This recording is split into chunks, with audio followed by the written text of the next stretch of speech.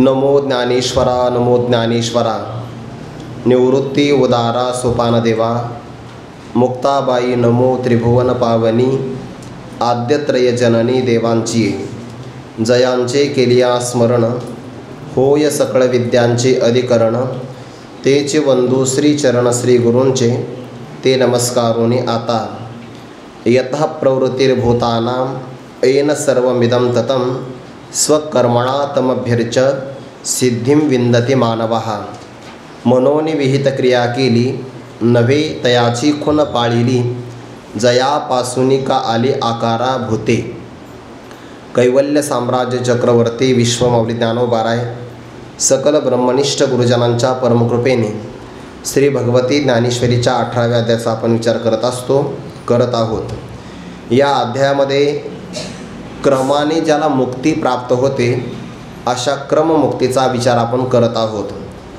आपण कालच एक वाक्य विचार असा केला होता की परमार्थाचा प्रारंभ हा निष्काम कर्मापासून आहे आणि शेवट किंवा सांगता नैष्कर्म्य सिद्धीमध्ये आहे। निष्काम कर्मातून प्रारंभ झाला तर नैष्कर्म्य सिद्धीमध्ये त्याचं पर्यवसान झालं पाहिजे। कोणत्याही मंदिराचं जेव्हा बांधकाम सुरू होतं तेव्हा अगोदर पाया भरणी आणि सर्वात शेवटी कलशारोहण हे जसं आहे तसं अध्यात्मामध्ये साधक जेव्हा प्रवास करतो तेव्हा त्याचा प्रारंभ निष्काम कर्मातून आहे। निष्काम कर्माचं पर्यवसान नैष्कर्म्य सिद्धीत। याचा अर्थ सुरुवातीला कर्म करावं लागतं आणि एक भूमिका अशी प्राप्त होते तिथे कर्म आपोआप सुटतं। कर्म सोडावं लागत नाही। कर्म जर सोडावं लागत असेल तर तो आग्रह आहे आणि कर्म जर सहज सुटत असेल तर ती सहज अवस्था आहे। याकरिता ज्ञानोबाने उदाहरण देतात, ज्याप्रमाणे एखादा केळीचा वृक्ष असतो त्याला जर घड आला आणि जर तो पिकला तर त्या केळीची वाढ आपोआप खुंटत जाते किंवा ती उन्मळून पडते, परत तिची वाढ होत नाही। फळली केळी उन्मळे हे झालं उदाहरण। तैसी आत्मलाभे प्रबळे जयाची क्रिया ढाळे ढाळे गळती आहे। प्रबळ म्हणजे दृढ। अपरोक्ष ज्ञानामुळे ज्याला चांगल्या प्रकारचा आत्मलाभ प्राप्त झाला त्याच्या हातून असणारं कर्म आपोआप बंद पडतं। त्याला ते कर्म टाकण्याचा आग्रह करण्याची आवश्यकता राहत नाही। म्हणून निष्काम कर्मातून प्रारंभ आहे आणि नैष्कर्म्य सिद्धीमध्ये पर्यवसान आहे। प्रारंभ कसा करावा लागणार? ज्या व्यक्तीच्या वाट्याला जे कर्म आला असेल वर्ण आणि आश्रम परंपरेनुसार ते कर्म त्याने शास्त्राच्या मुखातून ऐकावं, त्यावर मान्यता किंवा प्रामाण्य बुद्धी धारण करून त्याचं अनुष्ठान करावं। कर्माचं अनुष्ठान करायचं म्हटलं की त्यामध्ये आळस चालत नाही, फळ कामाची अपेक्षा चालत नाही। कर्मामध्ये चांगल्या प्रकारचा आदर असावा लागतो। त्यामध्ये निषिद्ध कर्म करायचं नाही, विहित कर्मातलं काम्य कर्मही करायचं नाही, निषिद्धच करायचं नाही म्हणून प्रायश्चित्त कर्म करण्याचा प्रसंग येत नाही। फक्त राहिलं नित्य आणि नैमित्तिक कर्म। खरं तर नित्यच कर्म राहिलं आहे, कारण नित्यच कर्माला निमित्त मिळालं की नैमित्तिक असं नाव येतं। नित्य कर्मसुद्धा फळ त्यागाचा भाग असल्यामुळे तेही कर्म त्याला लागत नाही आणि अशी जर त्याच्या अंतःकरणाची भूमिका प्राप्त झाली की मग त्याच्यावर ईश्वर प्रसन्न होतो। ईश्वराचं एक मनोगत आहे की ज्याच्या वाट्याला जे विहित कर्म आलं तेच त्याने करावं आणि ईश्वराचं जर मनोगत आपण पाळलं की त्याच्या मनाची असणारी भूमिका आपल्यावर प्रसन्नतेला प्राप्त होते। कोणत्याही व्यक्तीची प्रसन्नता मिळवायची असेल तर त्या व्यक्तीला जे आवडतं ते आपण केलं पाहिजे। त्या व्यक्तीला जे आवडत असेल ते जर आपण केलं नाही आणि आपण आपल्याच मनाने प्रसन्नता प्राप्त करून घेण्याचा प्रयत्न केला तर प्रसन्नता मिळत नाही। कदाचित ती व्यक्ती नाराज झाल्यामुळे आपल्याला शापही प्राप्त होऊ शकतो। अगाजयाचे विहित ते ईश्वराचे मनोगत। मनोनी केलिया निभ्रांत सापडे चितो तैसे स्वामीच्या मनोभावा। न चुकीचे हेची परमसेवा एर तेगा पांडवा वाणिज्य करणे। स्वामीच्या सगळ्या जगाचा स्वामी ईश्वर आणि त्या ईश्वराच्या मनोभावाला न चुकणं हीच खऱ्या अर्थाने केवळ सेवा नाही बरं, परमसेवा आहे, श्रेष्ठ अशा प्रकारची सेवा आहे. म्हणून काल आपण चिंतन असं केलं होतं की विहित कर्माचं अनुष्ठान करणं हे जसं कर्म आहे तशी ती ईश्वराची सेवा म्हणजे भक्तीसुद्धा आहे. कारण कर्माचा अनुष्ठानाला ज्ञानोबा या ठिकाणी परमसेवा असं म्हणतात. सेवा म्हणजे भक्ती असते आणि भक्तीच नाही तर श्रेष्ठ भक्ती आहे. कोणती? कर्माचरण करणं, कर्म न चुकवणं, ते सुद्धा विहित कर्म करणं, त्यामध्ये पुन्हा फळाची अपेक्षा न करणं. या सगळ्या नियमाला पाळून जर कर्म होत असेल तर ते कर्म ईश्वराची सर्वश्रेष्ठ सेवा आहे. आता प्रत्येकाच्या कर्माचा असणारा भाव बदलू शकतो बरं. वर्ण परंपरेनुसार कोणतं कर्म येतं ते आपण 2-3 श्लोकामध्ये पाहिलं. पण कधी जर आपली भूमिका बदलली तर आपलं कर्म वेगळं आहे. आपण या देशाचे नागरिक आहे तर आपलं राष्ट्रकर्म वेगळं आहे बघा.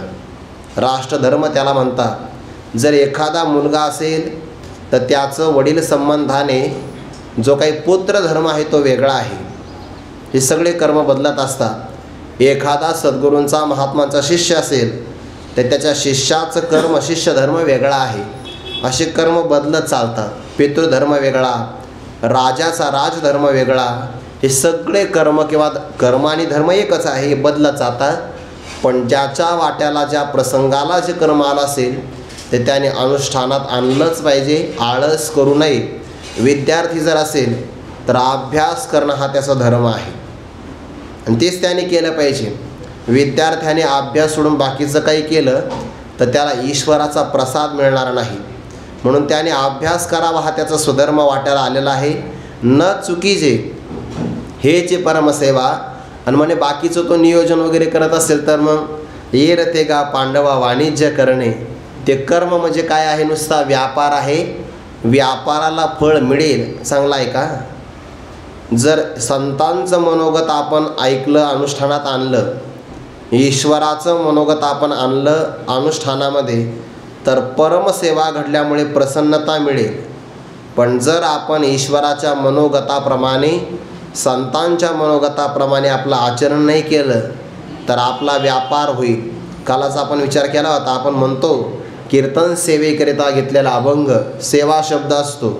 पण जर ती सेवा संतांना मान्य होईल अशी नाही केली तर परमसेवा नाही घडणार. हा जर तुमचा भाव वेगळा असेल, ये रते गा पांडवा वाणिज्य करणे, वाणिज्य म्हणजे व्यापार, तर व्यापाराला फळ मिळेल नाही असं नाही. कदाचित इतर लोकांपेक्षा जास्तही फळ मिळेल. पण ईश्वर प्रसन्न व्हावा, संत प्रसन्न व्हावेत अशी मात्र तिळ मात्र अपेक्षा करूच नाही. कारण सेवाच केली नाही ना त्यांच्या मनाप्रमाणे. त्यांना आवडतं काय आहे? सगुणचरित्रे परमपवित्रे सादर वर्णावी, हे त्यांना आवडतं आहे. ही कीर्तनाची मर्यादा आहे. जेणे करुणी अंतरी मूर्ती ठसावी श्रीहरीची, ऐसी कीर्तन मर्यादा आहे संतांच्या घरीची. मग हे कीर्तनकाराचं कर्तव्य आहे.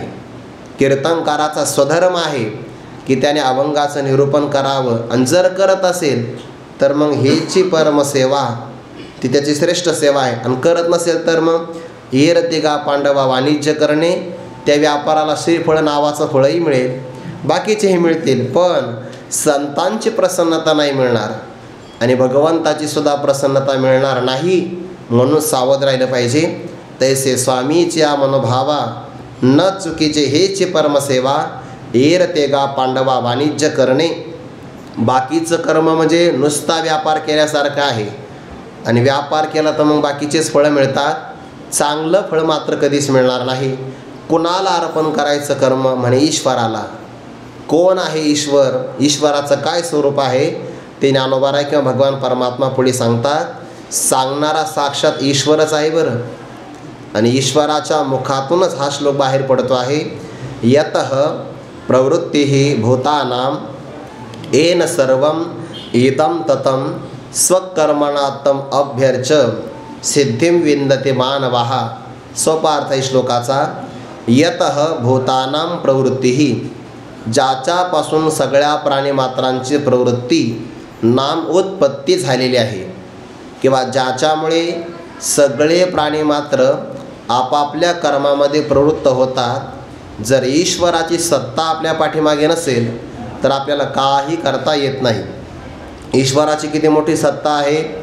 वृक्षाचीही पान हाले ज्याची सत्ता, राहिली अहंता मग कोठे, ज्याच्यापासून सगळ्या प्राणीमात्रांची उत्पत्ती होते किंवा प्रवृत्ती होते.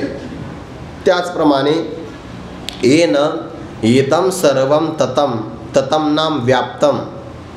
इदं शब्दाचा अर्थ होतो एकादश इंद्रियांना गोचर होणारं आणि शास्त्रानुसार आपल्याला जे कळतं त्या संपूर्ण जगताला इदम असं म्हणतात. बघा, पंचदशकाराने म्हटलं आहे एकादशेंद्रिययुक्त्या शास्त्रेणाप्यावगम्यते यावत किंचित भवेत एतत् इदम शब्दोदितम जगत. इदम पद जर आलं शास्त्रामध्ये तर त्या इदम पदाचा अर्थ जगत होत असतो. बघा, इदम पदाला जे जे विषय होईल आणि त्या परमात्म्याने या संपूर्ण जगताला व्यापलेला आहे. आत बाहेर सगळीकडे ईश्वरच ईश्वर आहे. कारण आद्यस्थ पदार्थाला अधिष्ठानापासून सत्ता नसते ना. मातीचा घट आहे त्यामध्ये माती व्याप्त आहे. सोन्याचा अलंकार आहे त्यामध्ये सगळं सोनंच व्यापलेलं आहे. म्हणजे मग कुठं आहे सोनं? आत बाहेर आहे, सगळीकडे सोनंच सोनं आहे. तसं जगत ज्याच्यापासून निर्माण झालं तोच परमात्मा सगळ्या जगामध्ये सर्वा घटी राम देहादेह एक किंवा भरला घनदाट हरी दिसे सगळीकडे व्यापक आहे. म्हणजे जो ईश्वर जगताला कारण आहे, ज्याने संपूर्ण जगताला व्यापलेला आहे. किती व्यापक असेल हे ब्रह्मांडाचा विचार नाही करता येत बरं. अनंत ब्रह्मांड आहे, अनंत ब्रह्मांड. आपण फक्त मृत्यूलोकामध्ये राहतो. काल आपण विचार केला पृथ्वी सूर्याच्या भोवती फिरते. असे अनेक ग्रह सूर्याच्या भोवती फिरतात, त्याला सूर्यमाला म्हणतात. हा आपला मृत्यूलोक आहे. याच्यावरती भूरलोक, भुवरलोक, स्वर्लोक, महरलोक, जनलोक, तपलोक आणि सत्यलोक. सत्यलोकात राहतात ब्रह्मदेव. हे झालं मृत्यूलोकापासून वरती असणारा भाग. दिसत नाही आपल्याला, शास्त्रानुसार मानावं लागतं. दिसेल पण तेवढं पुण्य करावं लागेल आणि विमानानं तिथं वरती जावं लागेल. ते विमान वेगळं असतं. पहिल्यांदा हा देह सोडावा लागेल. यानंतर अतल, वितल, सुतल, तलातल, रसातल, महातल आणि पाताळ. हे सगळ्यात खाली लोक असणारा पाताळ लोक आहे. 14 भुवन म्हणतात याला. आणि या 14 भुवनाचं बनून मिळून एक ब्रह्मांड तयार होतं. एका ब्रह्मांडाचा अध्यक्ष एक ब्रह्मदेव असतो. आणि ईश्वर एवढा व्यापक आहे, ब्रह्मदेवापेक्षा व्यापक आहे ना. मग ईश्वर किती मोठा आहे? अनंत ब्रह्मांडे उदरी हरिहा बाळक नंदा घरी. अनंत ब्रह्मांड त्याच्या उदरात आहेत. म्हणजे त्याचं उदर किंवा पोट किती मोठं असेल. किंवा अनंत ब्रह्मांडे रोमावळी ऐसी धेंडे. एका एका रोमावर, रोम म्हणजे अंगावरचा केस, आणि त्याच्यावर अनंत ब्रह्मांड विराजमान आहे. किती मोठा असेल परमात्मा, त्याचा आपल्याला बुद्धीने मापही करता येणार नाही. आणि तेवढं त्याचं व्यापक स्वरूप पाहिलं ना, आपलं पाहिलं तर आपला एक कोपराही भरपूर झाला आपल्याला. इतका मोठा परमात्मा व्यापक आहे. आणि अशा व्यापक परमात्म्याची आपल्याला पूजा करायची. सामुग्री व्यापक असावी लागेल की नाही. भगवंताचं उदारत्व असं आहे, काही हरकत नाही. अशा व्यापक असणाऱ्या ईश्वराला पूजा करायची असेल तर एक काम करा, स्वकर्मणातम अभ्यर्च. स्वकर्मणा, तुमचं वर्ण काय आहे, तुमचा आश्रम कोणता आहे, तुमच्या वर्णाश्रमानुसार तुमच्या वाट्याला कर्म कोणता आला आहे ते कर्म करा. आणि त्या कर्माच्या द्वारे त्या असणाऱ्या ईश्वराला अभ्यर्च, पूजा करून मानवाहा सिद्धीम विंदती. जो काही मनुष्य प्राणी आहे तो सिद्धीला, नाम अंतकरण शुद्धीला किंवा ज्ञान ग्रहण करण्याची जी काही योग्यता आहे त्या योग्यतेला प्राप्त करून घेतो. बघा बरं, कर्म आपण करायचं आहे, सिद्धी आपल्याला मिळणार आहे. सिद्धी नाम अंतकरणाची शुद्धता. कारण ती सिद्धी असल्याशिवाय पुढे मोक्षसिद्धी किंवा परमसिद्धी प्राप्तच होत नाही. ईश्वराच्या प्रसादानेच हे प्राप्त होतं, पण स्वकर्म मात्र सोडता कामा नाही. म्हणून जो सगळ्या जगताच्या उत्पत्तीला कारण आहे, व्यापक एवढा आहे की सगळ्या जगाला व्यापला आहे. आणि अशा व्यापकाची जर पूजा करायची असेल तर स्वतःच्या कर्माचं अनुष्ठान करा आणि ते कर्म त्याला अर्पण करा, ईश्वर आपल्याला प्रसन्न होईल. यावर आता ज्ञानोबा स्पष्टीकरण सांगतात. सोपं आहे का नाही? एवढं अवदार्य जगातातल्या कोणत्या धर्मात आहे की आपण आपलं कर्म करायचं? यातला एक भाव सांगू का? फक्त हे वाक्य कर्माचा असणारा मोठेपणा सांगण्याकरता आहे. एखाद्या प्रसंगाला जर एखादा व्यक्ती मंदिरात नाही गेला पण जर कर्म करत असेल तर त्याची पूजा त्याच ठिकाणी सुरू आहे. जर एखादा बालक आईवडिलांची सेवा करणं हे जर पुत्र कर्म करत असेल तर मंदिरात जायची गरज नाही, मंदिरात चालत त्यांच्या घरी येत आहे. पुंडलिकरायांचं फार मोठं उदाहरण आहे की नाही आपल्यासमोर?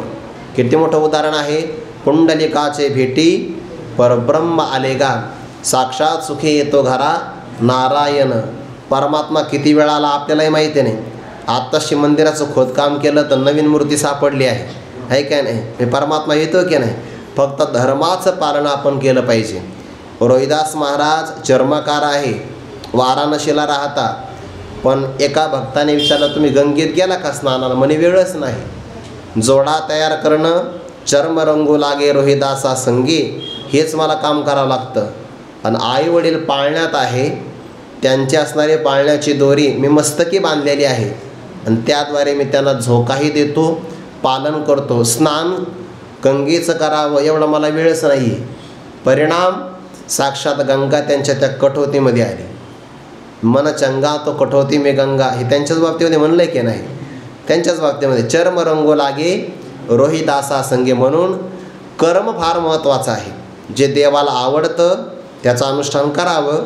यावर आता ज्ञानोबा स्पष्टीकरण सांगतात. मनोनी विहित क्रिया केली नव्हे तयाची खुन पाळिली, जयापासून का आली आकारा भूते. मागच्या ओळीचा संबंध आहे. तैसे स्वामीची या मनोभावा न चुकीचे हेची परमसेवा, एर तेगा पांडवा वाणिज्य करणे. स्वामीच्या मनोभावाला न चुकणं ही सर्वश्रेष्ठ सेवा आहे आणि इतर सगळं काही म्हणजे व्यापार केल्यासारखं आहे. म्हणून या कारणामुळे एखादा साधक जर विहित कर्म करत असेल तर त्याने ते विहित कर्म केलं असं म्हणू नये बरं. म्हणून विहित क्रिया केली नव्हे, त्याने फक्त विहित कर्मच केलं आहे असं म्हणू नका. मग काय केलं? उलट जयापासून भूते आकार आली तयाची खुन पाळिली असं म्हणावं.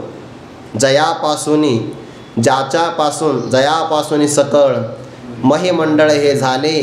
किंवा शास्त्रकाराचा सिद्धांत उपनिषदाचा, यतो वा इमानी भूतानी जायन्ते येन जातानी जीवन्ति यत्प्रयन्ति विसंविशन्ति तद्विजिज्ञासस्व तद्ब्रह्मेति. किंवा तस्माद् वा एतस्मात् आत्मनः आकाशः सम्भूतः आकाशाद् वायुः वायोः अग्निः अग्नेरापः आद्यः पृथ्वी असं म्हटलं की नाही? उपनिषदातलं प्रमाण आहे. ज्या परमात्म्यापासून पहिल्यांदा, आता इथे शब्द करत असताना जयापासून हा शब्द ईश्वरवाचक आहे. कारण आपल्याकडे जगताच्या बाबतीमध्ये ईश्वर कारणवाद सांगितलेला आहे. तसं ब्रह्म कारणवाद म्हणता येत नाही. कारण ब्रह्म हे असंग आहे, जे कार्यना कारण, जया दुजेना एकपण, आपण याचे जाण आपणची. ब्रह्म आपल्या स्वरूपामध्ये स्थित आहे. पण त्या ब्रह्माला जेव्हा माया उपाधी लागते तेव्हा ईश्वर असं नामाभिधान प्राप्त होतं. मायाम तु प्रकृतीम विद्याम मायिनम तो महेश्वरम. असा मायेमध्ये पडलेलं प्रतिबिंब त्याला म्हणतात ईश्वर. मायाबिंबो वशीकृत्य तामस्यात सर्वज्ञ ईश्वरः. आणि मग त्या ईश्वराला संकल्प होतो, एकोहम बहुश्याम प्रजा एय एकाकी न रमते तदैक्षत, असं तो संकल्प होतो. आणि मग संकल्प झाला का एकलेन कंठेची म्हणून या येणे केले निर्माण 14 भुवने गगन चंद्र मेघ सूर्य तारांगणे. पुढे 5 महाभूते भौतिके भिन्ने भिन्ने हो. मायेच्या आधाराने म्हणजे मायेचा असणारा शक्तीचा संबंध धारण करून ब्रह्म जगताला ईश्वर रूपाने निर्माण करतं. मग जगत जे निर्माण झालं त्या जगताला कारण माया आहे की नाही? ते परिणामी कारण आहे, परिणामी उपादान कारण आहे. ईश्वर चैतन्य प्रधानाने निमित्त कारण आहे. आणि ब्रह्म हे जगताचं विवर्तोपादान कारण आहे किंवा ईश्वराला अभिन्न निमित्तोपादान कारण असंही म्हणतात, कारण तो अभिन्न राहून जगतामध्ये व्याप्त राहून जगताला निर्माण करतो, अर्थात त्याच्यापासून हे जगत निर्माण किंवा आकाराला आलं आहे. जयापासून का आले आकारा भूते, सगळे प्राणी मात्र त्यापासून आकाराला आले, तो निराकार आहे. आणि म्हणून एखादा व्यक्ती साधक विहित कर्म करत असेल तर त्याने फक्त विहित कर्मच केलं असं म्हणू नये, तर मग ज्याच्यापासून सगळे प्राणी मात्र आकाराला आले अशा ईश्वराची त्याने खून पाळली. खून म्हणजेच काय? आज्ञा पालन केलेलं आहे असं मानावं. म्हणजे ईश्वराची आज्ञा कोणती आहे? कर्म करावं. म्हणून त्याने विहित कर्म नाही केलं, मग देवाची आज्ञा पाळलेली आहे. म्हणून आपण जर आपलं विहित कर्म करत असाल तर समजून घ्यावं आपण ईश्वराच्या आज्ञेचं पालन करत आहोत. श्रुती स्मृती ममैव आज्ञा असं भगवंताने म्हटलं आहे. श्रुती आणि स्मृती ममैव आज्ञे ह्या दोन माझ्या आज्ञाच आहे, त्यांचं पालन करणं. मग सांगा बरं, जर आपण आपलं कर्म करत असू आणि त्यातून ईश्वराच्या आज्ञेचं पालन होत असेल तर परमात्मा प्रसन्न नाही का होणार आपल्यावर? नक्की प्रसन्न होईल. त्याच्यापासून हे सगळे प्राणी मात्र निर्माण झाले आहे, आकाराला आले. मग ठीक आहे, उत्पत्तीला आली असेल, स्थिती आणि लय त्याच्यामध्येच तर होतात सगळे. आपण आता श्लोक पाहिला काय? यतो वा इमानी भूतानि जायन्ते येन जातानि जीवन्ति यत् प्रयन्ति विसंविशन्ति तद्विजिज्ञासस्व तद्ब्रह्मेति. त्यातला ब्रह्म शब्द ईश्वर वाचक आहे. जयापासून का आली आकारा भूते, जो सर्वनाम आहे, जो ईश्वर आविद्येची आचिंदिया गुंडोनी जीव बाहुलिया खेळवित सेती गुणिया अहंकार रज्जून जेने जग हे समस्त आत बाहेरी पूर्ण भरित जाले आहे दीप जात तेजे जैसे. या दोन ओव्याचे एकत्र विचार आहे. खरं तर तीनही ओव्या एकत्रच आहे. ईश्वराचं कार्य काय आहे? म्हणजे आम्हाला ईश्वर दिसत नाही. शास्त्रामध्ये असं म्हटलं आहे, ईश्वर कायम परोक्ष सांगितलं आहे. नित्य परोक्ष म्हणजे ईश्वर आपल्याला दिसणार नाही. त्या ईश्वराने सगुण आकार धारण केला तर दिसू शकतो, किंबहुना आपल्याला ब्रह्माचा आत्मत्वाने साक्षात्कारही होऊ शकतो. पण जे मायावी तत्व आहे ईश्वर, ते मात्र कायम परोक्ष सांगितलं आहे. आणि तो दिसत नाही याचा अर्थ त्याने आपल्याला झाकून घेतला आहे. या ओळीचे दोन अर्थ होतील बरं.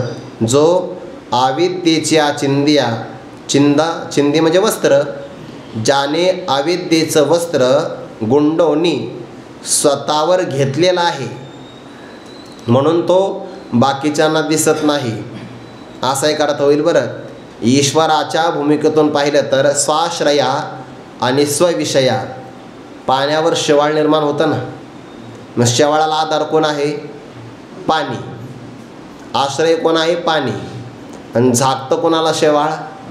पाण्यालाच. म्हणजे स्वाश्रया आणि स्वविषया म्हणजे पाण्याचाच आधार घ्यायचा, पाण्याला झाकून टाकायचं, हे शेवाळाचं काय काम आहे. तसं माया राहते ब्रह्मतत्वावर, स्वाश्रया ईश्वराचा आधार घेते आणि झाकते कोणाला? ईश्वरालाच. म्हणून ईश्वराकडून जर ही ओवी लावली तर जो अविद्येच्या चिंदिया गुंडोनी, अविद्या म्हणा, माया म्हणा, प्रकृती म्हणा, ते स्वमायेचे आडवस्त्र लावून एकला खेळवी सूत्र बाहेरी नटी छायाचित्र 84 लक्ष म्हणून त्याने स्वतःच्या अंगावर एक पांघरून घेतलं आहे. त्यामुळे तो सामान्य पुरुषाला दैवीशा गुणमयी मम माया दुरत्यया म्हणून तो सामान्य पुरुषाला कळत नाही. हा झाला ईश्वराकडचा अर्थ. आणि म्हणे जीवाला का कळत नाही? त्याचं कारण अविद्या. जीवाचं स्वरूप काय? अविद्या, आवरण, विक्षेप, परोक्ष ज्ञान, अपरोक्ष ज्ञान, शोकनाश आणि आनंदावाप्ती. जोपर्यंत जीवाकडे अविद्येचं वस्त्र जीवाने आपल्या अंगावर घेतलेलं आहे तोपर्यंत त्याला ईश्वराचा साक्षात्कार किंवा ब्रह्म साक्षात्कार होऊ शकत नाही. म्हणून जो अविद्येच्या चिंदिया गुंडोनी जीव बाहुलिया, जीव नावाची बाहुली आहे की नाही, त्या जीव नावाच्या बाहुलीला त्याने एक वस्त्र धारण केलं आहे. कोणतं? अविद्येचं. ते वस्त्र त्याने गुंडून घेतलं आहे म्हणजे अंगावर परिधान केलं आहे, म्हणून त्याला ईश्वर कळत नाही. आणि म्हणून किंबहुना ईश्वरसुद्धा त्याला ती गुणिया सत्व, रज आणि तम या 3 गुणांचा एक अहंकाराचा धागा रज्जू, आणि याद्वारे ईश्वर सगळ्या प्राणीमात्राला खेळवीत आहे. सगळ्या प्राणीमात्राला. काहींचा सात्विक अहंकार आहे तर त्या धाग्याने त्यांना तो खेळवितो. काहींचा रजोगुणाचा आणि तमोगुणाचा धागा आहे, त्यांना त्या त्या कर्मानुसार खेळवितो. म्हणून सगळे जीव जे कर्म करतात त्यांना त्यांचा मागचा संस्कार तो कारण आहे, त्यांना त्यांच्या अंतःकरणातले गुण कारण आहे. त्या संस्काराला न गुणाला फळ देणारा प्राणी कर्मसापेक्ष फलदाता ईश्वर आहे. म्हणून ईश्वराकडे नैर्गुण्य आणि वैषम्य नावाचा दोष येत नाही बरं. संकल्प जो होतो ना तो आपल्या कर्मानुसार होत असतो. म्हणून मागचं कर्म जर आपल्या आजच्या वाईट संकल्पाला कारण असेल तर याचा अर्थ असा आहे की आपण कर्म चांगलं केलं पाहिजे, की जे भविष्य काळातल्या आपल्या चांगल्या कर्माच्या संस्काराला कारण ठरेल. म्हणून तर आपल्याकडे त्या विचारसागरामध्ये म्हटले आहे बघा की 2 प्रकारचे अंकुर असतात. एक कर्माला 2 प्रकारचे अंकुर लागतात. एक भोगाचा अंकुर आणि दुसरा तत्सदृश कर्म करण्याची वासना. भोगाच्या अंकुरामध्ये प्रारब्ध बलवान आहे, भोग चुकत नाही, म्हणजे तर तो भोगावाच लागतो. पण तत्समान कर्म करण्याची वासना जर ती वाईट असेल तर ती आपल्याला बंद करता येते, आणि चांगली असेल तर वाढविता येते. त्या बाबतीमध्ये प्रयत्न बलवान आहे. म्हणजे कर्माला आपले 2 अंकुर लागतात. मागे जर मी समजा साधना केली असेल मागच्या जन्मामध्ये, तर या जन्मामध्ये मला काय होईल, तशी साधना करण्याची वासना होईल. म्हणून मी ती वासना वाढवली पाहिजे चांगले कर्म करण्याची, आणि त्या मागच्याच माझ्या कर्माला सुख नावाचं फळ मिळतं, ते मला भोगलंही पाहिजे, ते चुकत नाही. म्हणून सुख भोगणं यामध्ये मी परतंत्र आहे. पण तशाच प्रकारचं सत्कर्म करणं हे माझ्या हातात आहे की नाही, करायचं का न करायचं. जसं चांगल्या कर्माच्या बाबतीमध्ये आहे तसं वाईट कर्माच्या बाबतीत आहे. वाईट कर्माला दुःख नावाचं फळ आता मिळते, आणि पुन्हा तसंच वाईट कर्म करण्याची वासना पण होते. तर ती वासना खोडून काढणं हे आपल्या हातात आहे. कळतं आहे आपल्याला की वाईट कर्म करू नये, तर तिथे आपण थांबलं पाहिजे, चांगलं कर्म करावं. म्हणून प्रयत्न बलवान आहे तत्समान कर्म करण्याच्या वासनेमध्ये, आणि प्रारब्ध बलवान आहे भोगामध्ये. म्हणून ईश्वरसुद्धा अविद्येची चिंदिया जीव नावाची बाहुली आहे. याचा भाव फार गोड आहे बरं. आपण सगळे बाहुले आहोत, फार फार बडबड करू नये. बाहुली धागा तुटला की संपला विषय, उगाच जास्त ओळ्या मारू नये बरं. काय होईल कधी काही सांगता येत नाही. गुरुवर्य डॉक्टर बाबाने एक उदाहरण सांगितलं होतं, विद्वानाचं एक उदाहरण. काशी क्षेत्रामध्ये एक विद्वान राहत होता, त्याचे सगळे वेद पाठ होते. इतका अहंकार, ते मनुष्य जर परमार्थामध्ये थोडे दिवस राहिला ना तर त्याचे ना समाधानाकडे प्रवास व्हायला पाहिजे की नाही. म्हणजे निरहंकारीपणाकडे प्रवास झाला पाहिजे, निरहंकारी नाही होत, अहंकाराकडे प्रवास होतो. मला का सामान्य समजलं काय, मी का किती दिवसाची माळ घातलेली, अरे ते कशा करता, किती दिवस मी परमार्थ करतो आहे, मला का कळत नाही का, असा अहंकार वाढतो. हे सगळेच अहंकार घातक आहे. त्या झाला होता पाठांतराचा अहंकार. आपल्या बुद्धीमध्ये एक स्मृतीचा कप्पा असतो, तो असं काही दिसत नाही, त्याला ड्रायव्हर वगैरे काही नाही, पण तो आहे एक कप्पा स्मृती, ज्यामध्ये सगळं मनुष्याला स्मरतं साठवलं जातं. झाला विद्वतेचा अहंकार. आणि ते काशीमध्ये आता झाला आहे वाराणसी, काय ते काशी विश्वनाथाचा कॉरिडॉर पहिला नव्हता, पण एकदम अरुंद गल्ल्या, आजही तसंच आहे म्हणा काय भागामध्ये. तर त्या अरुंद गल्लीमध्ये मनुष्य एका बाजूने जाऊ शकतो, दुसरा आला तर दुसऱ्या बाजूने येऊ शकतो. आणि जर त्या गल्लीतून एखादी म्हैस वगैरे आली तर मग आपण बाजूला सारखायचं, तिला बिचारीला जाऊ द्यायचं, मग आपण पुढचा प्रवास करायचा. अरुंद गल्ली आहे. तसं तो वाराणसीतून विद्वान चालला, अहंकार होता. एकदम समोरून असणारा उन्मत्त बैल धावत आला, सगळ्या लोकांची तारांबळ उडाली, आणि त्याच्यामध्ये घाईघाईमध्ये तो सुद्धा पळाला. तर पळता पळता एक विजेचा खांब आहे ना लोखंडी, त्या खांबाला त्याचं मस्तक लागलं, धडक बसली. जशी धडक बसली तसा तो बेशुद्ध झाला. त्याच्या त्या स्मृतीच्या भागाला आघात झाला आणि ती स्मृतीच गेली. वेदच आठवेना कोणताच, वेद आठवणे यात नवल नाही. मी विद्वान आहे, मला भूक लागली हे सुद्धा आठवत नसायचं. मग लोक खायला द्यायचे, मी किती खावं हेही कळत नसायचं, ते नुसते खातच चालायचे. एक जिवंत उदाहरण बाबांनी सांगितलं आहे. मग पोट दुखं लागलं की पुन्हा गडबडा लोळायचे, म्हणजे स्मृतीचा अभिमान नसावा. एखाद्याही प्रसंगाला सगळं जाऊ शकतं, जीव बाहुली आहे, ईश्वराचं मनोगत आहे की त्या बाहुलीला कसं नाचवावं. जग हा रंगमंच आहे, या रंगमंचावर आपल्या सगळ्याकडे एक अभिनय दिलेला आहे आणि आपण बाहुली आहोत. आपलं फक्त रंगमंचावर आपला अभिनय करावा, काम करावं. आपला धागा ईश्वराच्या हातात आहे, त्याला जोपर्यंत इच्छा आहे तोपर्यंत तो नाचवितो. आणि जर त्याने ठरवलं की ही बाहुली लयच उडी मारू राहिली, तो धागा तोडून टाकतो. धागा तुटला की संपला बघा. जोवरी प्राचीनाची दोरी, धागाच आहे की नाही. म्हणून तो ईश्वर आपल्याला खेळवितो आहे.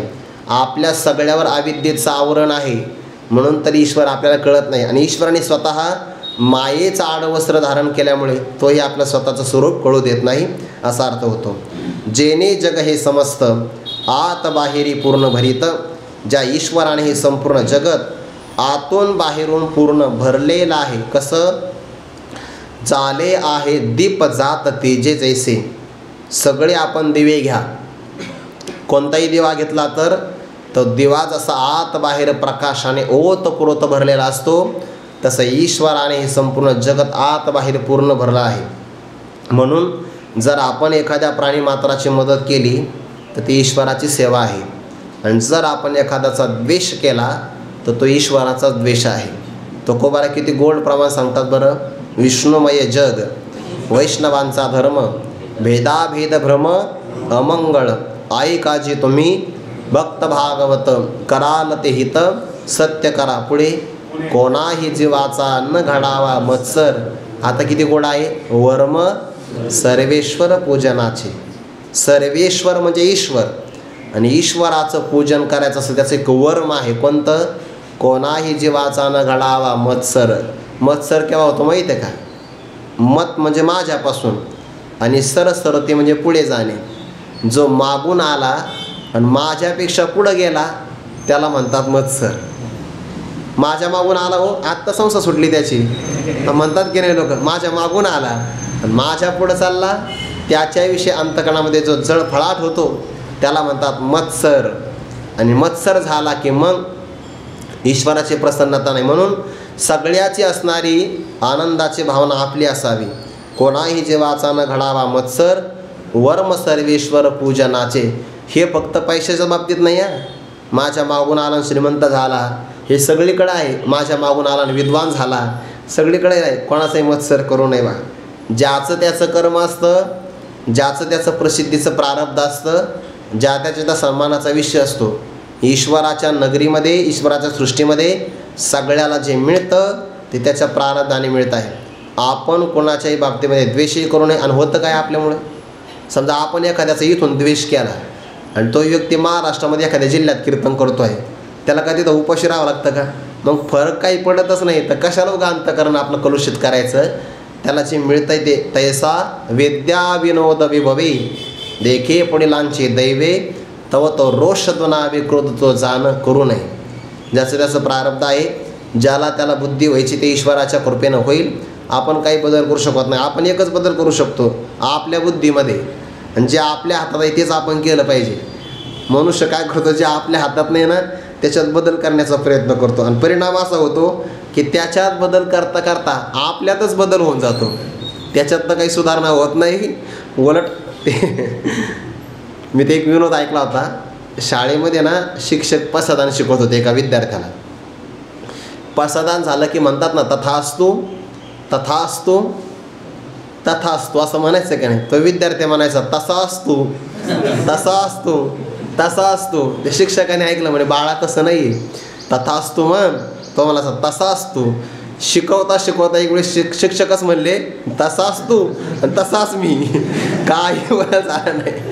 काही एकदा यांचं विसरू शकतं. तसं आहे, लोकांमध्ये सुधारणा करता करता आपल्यातच सुधारणा होती का नाही काय होत नाही सांगता येत. जग हे समजतं आत बाहेरी पूर्ण भरित, झाले आहे दीप जात तेजे जैसे. असा व्यापक ईश्वर, सगळ्या जगताच्या उत्पत्ती स्थिती लयाला कारण, अशा ईश्वराची आपल्याला पूजा करायची बघा. तया सर्वात्मका ईश्वरा स्वकर्म कुसुमांचे वीरा, पूजा केली होय अपारा तोषा लागी. म्हणून तिये पूजे रिझलेनी आत्मराजे, वैराग्य सिद्धी देजे पसाय तया. या ओळीतला एक ना एक शब्द फार महत्त्वाचा आहे बरं. एक ना एक शब्द. तया ईश्वरा पण नाही, सर्वात्मका ईश्वरा. सर्वात्मक आहे म्हणजे त्याला वस्तू परिच्छेद नाही. आपण व्यापक तत्वाचा विचार करतो की नाही. जो सगळ्या देशात आहे, जो व्यापक असतो त्याला देश परिच्छेद नसतो. जो सर्व कालामध्ये नित्य असतो त्याला काल परिच्छेद नसतो. जो सर्वांतर्यामी आहे त्याला वस्तू परिच्छेद नसतो. या सर्वात्मक पदातून ईश्वर सर्व देशात आहे, सर्व कालात आहे आणि सर्व देशात, सर्व कालात, सर्व वस्तूत आहे.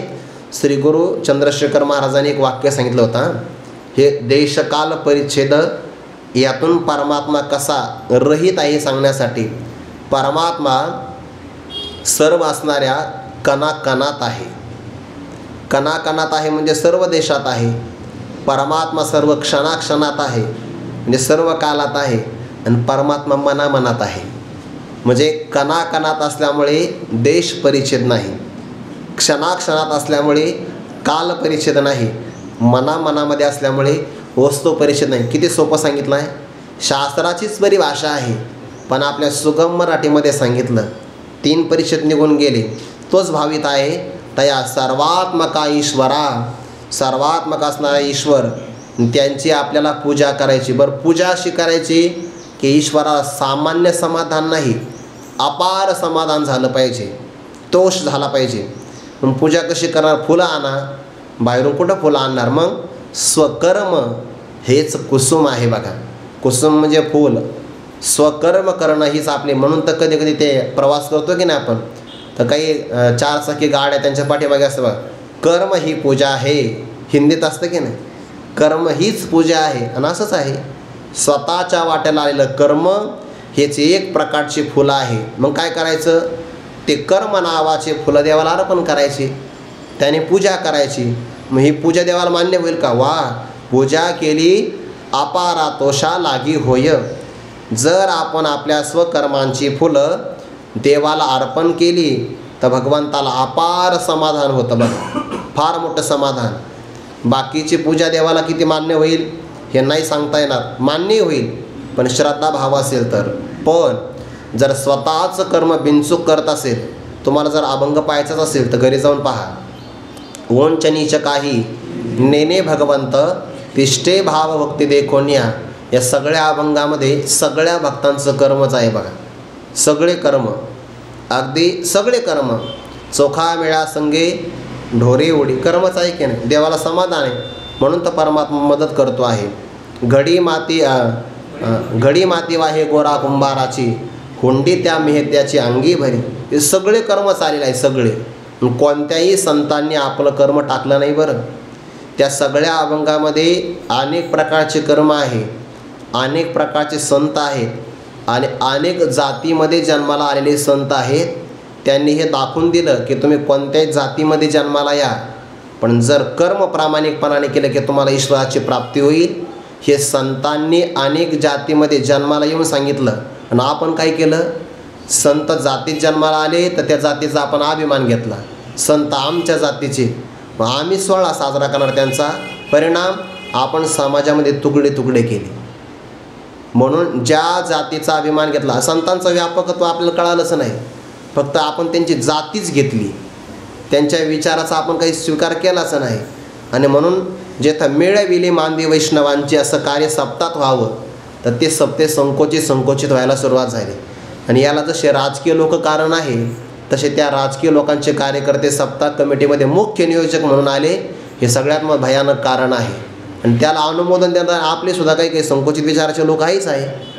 हा असा त्याचा अर्थ झाला. म्हणजे संत जातीमध्ये जन्माला आले तर त्यांनी दाखवून दिलं तुम्ही कुठेही जन्माला या, तुम्ही ईश्वराची प्राप्ती करू शकता.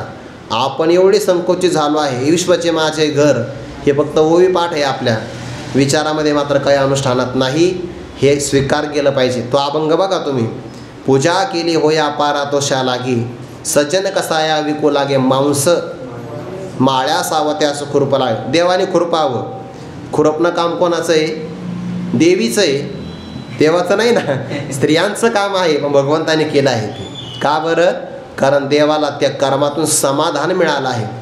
यांनी कर्म नाही केलं, माझी पूजा केली. प्रत्येकाचं कर्म महत्त्वाचं आहे. जर कर्मात आळस करत असेल तर समाज व्यवस्था चांगली राहत नाही. 4 चाकी गाडी असेल त्याला सगळंच महत्त्वाचं आहे की नाही. म्हणून एखाद्याने चाकं बसवावे, एखाद्याने दिवे बसवावे, एखाद्याने ते शिटकवर बसवावे, सगळं महत्त्वाचं आहे. तसं प्रत्येकाचं कर्म महत्त्वाचं आहे, ते त्याने करावं. स्वकर्म कुसुमांचे वीरा, हे वीर असणाऱ्या अर्जुना पूजा केली, अपारा तोषा लागे होई. भगवंताला फार मोठं समाधान मिळतं. आणि मग व्यक्ती प्रसन्न झाला की तो आपल्याला काही ना काही देत असतो. ईश्वर काय देतो? मनोनितीय पूजे रिझलेने आत्मराजे. बघा बरं, कारण ईश्वर व्यापक आहे ना. व्यापक आहे याचा अर्थ जगात जसा आहे तसा माझ्या हृदयात आहे. आणि माझ्या हृदयामध्ये असणारं चैतन्य त्याला आत्मा म्हणतात. तो आत्मा राजा आहे. राजा प्रसन्न झाला की सामान्य देत नसतो. एक तर तो राजा आहे. 2 त्याला त्या पूजेमुळे फार मोठं समाधान झालं आहे. आणि मग देण्याकरता राजा उदार, त्यात पुन्हा प्रसन्नता देतो. काय? रिझलेने आत्मराजे, संतुष्ट झाल्यामुळे तो आत्मराज. याचा भाव असा आहे बरं, आपण जे कर्म करतो ना ते ईश्वराचं निमित्त आहे. प्रसन्नता आपल्याला आपल्या आत्म्याची करून घ्यायची, कारण ईश्वरच आपला आत्मा आहे. मग आपण कर्म कोणाकरता करतो? आपल्याच प्रसन्नतेसाठी करतो आहे, आपल्या उद्धारासाठी. हे कळालं पाहिजे. जसं की आपण जर गंध लावला तर आरशातल्या आपल्या प्रतिबिंबालाही तो प्राप्त होतो. तसं कर्म जर आपण ईश्वराला अर्पण केलं की ते आपल्यालाच प्राप्त होतं. कारण आपण ईश्वराचं काय आहे? आरशातलं प्रतिबिंब आहे ना. ममे वंशो जीव लोके. म्हणून ईश्वराला जे आपण अर्पण कराल ते परिणामी आपल्यालाच प्राप्त होतं. म्हणून शब्द कसा वापरला? द्यायचं आहे ईश्वराला, तया सर्वात्मका ईश्वरा. आणि सर्वात्मक आहे म्हणून तो माझाही आत्मा आहे. म्हणून मी जितक्या तन्मयतेनं प्रामाणिकपणाने कर्म ईश्वराला अर्पण करेल, याचा अर्थ ते कर्म मलाच प्राप्त होणार आहे. सर्वात्मक असणारा ईश्वर, जरी आपण भेद धारण केला इथं की मी भक्त आहे, परमात्मा उपास्य आहे, तरी काही हरकत नाही. तो ईश्वर आपल्याला प्रसन्न होऊन एक सिद्धी देईल. बघा कोणती? म्हणून तर बघा श्लोकामध्ये सिद्धिं विंदती असं म्हटलं आहे की नाही. ज्ञानोबराने त्या सिद्धीच्या अगोदर वैराग्य सिद्धी असा शब्द ठेवलेला आहे. म्हणजे काय? सिद्धी शब्दातून तुमच्या मनामध्ये अष्टमा सिद्धी असा काही अर्थ येऊ नये, किंवा हल्लीच्या काळातली प्रसिद्धी असा अर्थ येऊ नये. म्हणून ज्ञानोबराला माहिती होतं आपण तेवढं डोकं चालवणार आहे. लगेच शब्द ठेवला वैराग्य सिद्धी. मनोनितीय पूजे रिझलेने आत्मराजे. काय देतात परमात्मा? वैराग्य सिद्धी देजे पसाय. पसाय म्हणजे प्रसाद, आणि पसाय दान म्हणजेच काय? प्रसादाचं दान. चांगलं आहे का बरं? पसाय म्हणजे प्रसाद, आणि प्रसाद केव्हा मिळतो? देणारा प्रसन्न असेल तर. जोपर्यंत प्रसादस्तु प्रसन्नता, प्रसन्नता होत नाही तोपर्यंत प्रसाद मिळत नाही. म्हणून संत प्रसाद मिळवायचा असेल तर संतांना प्रसन्न करा, आणि ईश प्रसाद मिळवायचा असेल तर ईश्वराची सेवा कर्माच्या द्वारे करा तरच. आणि ज्याला हा प्रसाद मिळाला त्याला बाकीचे कोणते प्रसाद नाही मिळाले तरी चालेल. लोकांची प्रसाद मिळवण्याची भावना खूप चांगली आहे. लोक म्हणतात सुद्धा नाही कीर्तन ऐकायला भेटलं तरी चालेल, पण कमीत कमी प्रसाद तरी मिळावा. अरे कीर्तन ऐकणं हाच मोठा प्रसाद आहे, कारण त्याचाच परिणाम त्या अन्नावर होणार आहे. प्रसादाची भावना खूप चांगली आहे, पण प्रसाद ज्या प्रसन्नतेतून मिळतो आहे ते कर्म करण्यामध्ये मात्र आळस आहे. मिळणार कसा प्रसाद? ईश्वर आपल्याला वैराग्य नावाचा प्रसाद देतात. त्या वैराग्याने होतं काय? जिये वैराग्य दसे ईश्वराचे निवेद वसे, हे सर्वही नावडे जैसे वांत होय. ज्या वैराग्याची भूमिका जर अंतःकरणात प्राप्त झाली की नाही, तर वैराग्यामध्ये आवड एक असते आणि बाकी सगळं अनावड असते. जिये वैराग्य दशे ईश्वराचे निवेद वशे. ईश्वराचा आपल्याला वेद किंवा छंद लागतो, आणि ज्याला ईश्वराचा छंद लागला, छंद अशी गोष्ट आहे एकाचाच छंद असतो, बाकीच्याचा लागत नाही. बघा वैराग्याच्या भूमिकेमध्ये ईश्वराचे निवेद वशे म्हणजे ईश्वराची आवड आहे, आणि बाकीची हे सर्वही नावडे, बाकीचं त्याला काही आवडत नाही. कसं? जैसे वांत होय, होतं असं पाठ आहे का होय? होय ना, हां, जैसे वांत होय, वांत म्हणजे वांती, ज्याप्रमाणे वांती झाली की वांती आवडते का परत? नाही आवडत. तसं त्याला ईश्वरच आवडतो, बाकी जगातले विषय आवडत नाही. एका मनुष्याला खीर खाण्याची आवड असेल तर मनुष्य मग किती लांब जातो जेवायला. गेला, त्याने ऐकलं ते की तिथं खीर आहे, खाण्याकरता गेला, पण नशीब असं पहिल्या पंक्तीत जागाच नाही भेटली, दुसऱ्या पंक्तीत भेटली तर सगळ्यात शेवटी भेटली. वाडेकरी वाढता वाढता आले, नेमकी त्याच्या पात्रामध्ये खीर यायची तर खीरच संपली. आणि त्याच्या अगोदरच्या पंक्तीमध्ये एका व्यक्तीने 4-5 द्रोणं भरून खीर घेतली पण सरलीच नाही, ते उष्टी पडली, कुत्र्याने खाल्ली. तो पाहतो आहे समोर की बघा काय नशीब आहे हो, मी खिरीसाठी आलो तर मला नाही मिळाली.